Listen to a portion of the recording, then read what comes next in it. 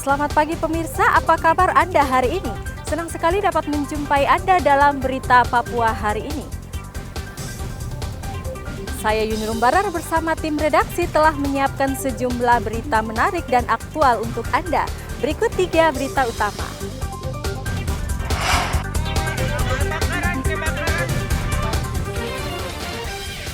Dua 20 rumah kos di Nabire, Papua Tengah terbakar.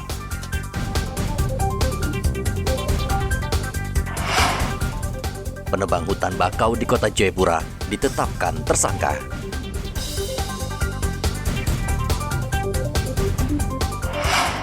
Pasokan cabai di Mimika minim, harganya kembali melonjak.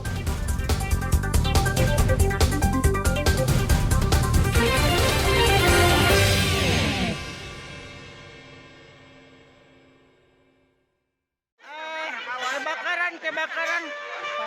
20 rumah kos di Jalan Kelapa II, Kelurahan Kalibobo, Nabire, Papua Tengah terbakar.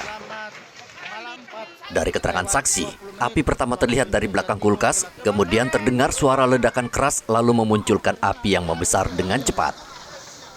Warga berusaha memadamkan api namun tidak berhasil karena hanya menggunakan peralatan seadanya. Mobil pemadam milik Pemda Nabire akhirnya tiba dan 2 jam kemudian api berhasil dipadamkan. Telah terjadi peristiwa kebakaran terhadap 1 unit rumah dan 20 petak rumah kos milik saudara Ansar yang berada di Jalan Kelapa II, Kelurahan Kalibobo, Distrik Nabire, Kabupaten Nabire, Provinsi Papua Tengah. Tim pemadam kebakaran bersama dengan AWC milik Polres Nabire pukul 5.00 waktu Indonesia bagian timur tiba di tempat kejadian perkara guna memadamkan kobaran api yang terus membesar. 2 jam berselang, api berhasil dipadamkan. Dugaan awal mengindikasi bahwa kemungkinan munculnya api adalah akibat hubungan arus pendek dari terminal stop kontak pada kulkas. Tidak ada korban jiwa maupun yang terluka dan kerugian diperkirakan mencapai ratusan juta rupiah karena banyak barang berharga yang hangus terbakar. Kepolisian Resor Nabire, Papua masih menyelidiki kasus ini, namun kebakaran diduga disebabkan korsleting listrik. Arthur melaporkan dari Nabire, Provinsi Papua Tengah. 2 bulan lebih melakukan penyidikan, Satuan Tugas Penegakan Hukum Lingkungan Hidup dan Kehutanan Wilayah Maluku, Papua akhirnya menetapkan SR sebagai tersangka. SR melakukan pengerusakan dan penimbunan kawasan konservasi Taman Wisata Alam Teluk Yotefa dan saat ini diserahkan ke Kejaksaan Negeri Jayapura untuk menjalani proses hukum di pengadilan. Selain menetapkan tersangka, Satgas juga menyita 11 truk dan 1 alat berat di lokasi hutan bakau. Kasus ini memberikan pelajaran bagi pengusaha agar tidak melakukan pengerusakan di Taman Wisata Alam Teluk Yotefa. Dan selanjutnya oleh penyidik, tersangka ini telah diserahkan bersama dengan barang bukti kepada jaksa penuntut umum. Ini yang dibilang dalam proses perkara tahap 2 ya. Tahap 2 sudah tanggal 23 Oktober 2023 dan tersangka ini telah dilakukan penahanan oleh jaksa penuntut umum. Sehingga tersangka dan seluruh barang bukti hari ini menjadi kewenangan jaksa penuntut umum. Dan pengamanan barang bukti sebanyak 11 unit truk dan 1 unit ekskavator yang oleh penyidik langsung diamankan di Rumah Rampasan Negara, Rumpasan di Kementerian Hukum dan HAM di Waena. Penetapan tersangka SR berdasarkan pemeriksaan 22 saksi dan 4 ahli. Proses penyidikan telah selesai karena sudah P21 pada tanggal 9 Oktober dinyatakan oleh jaksa penuntut umum bahwa telah P21. Lalu kami juga telah melakukan penyerahan tersangka dan barang bukti pada tanggal 23 Oktober kemarin. Untuk selanjutnya sekarang berada dalam kewenangan jaksa penuntut umum. Yang kami persangkakan yaitu pasal 33 ayat 3, junto pasal 40 ayat 2, Undang-Undang Nomor 5 Tahun 1990 tentang konservasi sumber daya alam hayati dan ekosistemnya. Dalam pasal ini hukuman maksimalnya 5 tahun dan denda 100 juta rupiah.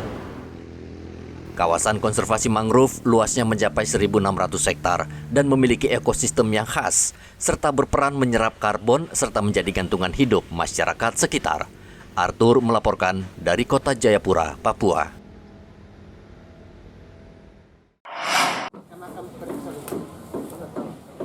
Pria ini mendatangi Polres Merauke karena mengaku tertipu saat membeli mobil bekas dari seseorang.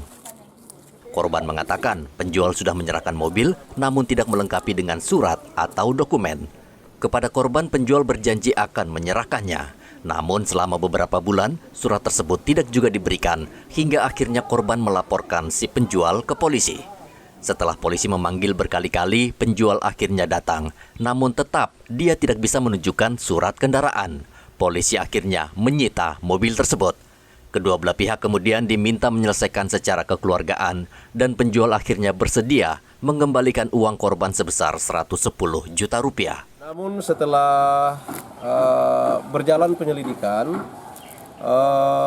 pihak korban, ya pelapor ini dengan pelaku, dengan dimediasi oleh penyidik Polres, sehingga mereka kedua belah pihak ini menemukan penyelesaian untuk penyelesaian secara kekeluargaan seperti itu, sehingga kasus ini dihentikan dengan dasar kesepakatan kedua belah pihak dan membuat surat pernyataan.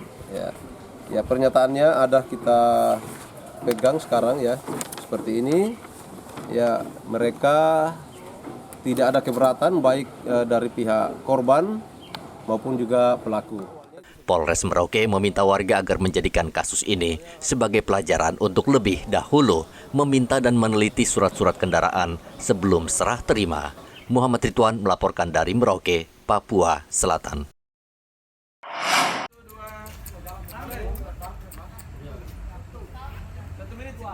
Anggota Tim SAR Mimika mengikuti kegiatan uji periodik triwulan ketiga yang berlangsung selama 3 hari. Ujian meliputi kemampuan fisik, keterampilan melakukan pertolongan, serta menggunakan alat baik di air maupun di daerah ketinggian.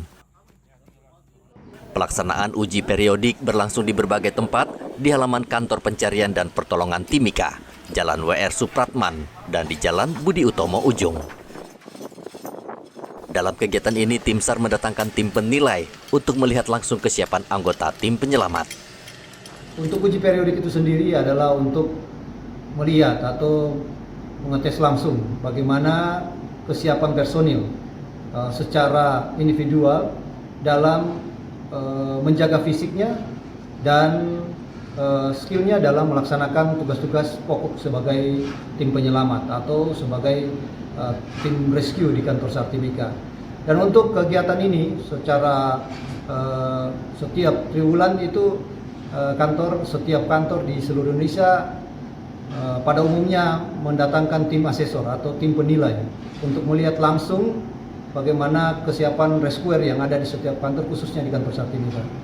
Ya, dan kemarin kami sudah laksanakan kegiatan pembukaan, dilanjut dengan tes fisik dan dilanjut lagi dengan kegiatan di air, bagaimana cara mengoperasikan perahu atau perahu karet atau mesin yang on board atau yang tersedia di perahu karet itu sendiri.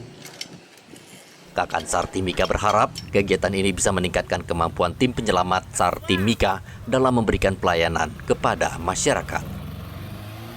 Igobat Momolin melaporkan dari Mimika, Papua Tengah.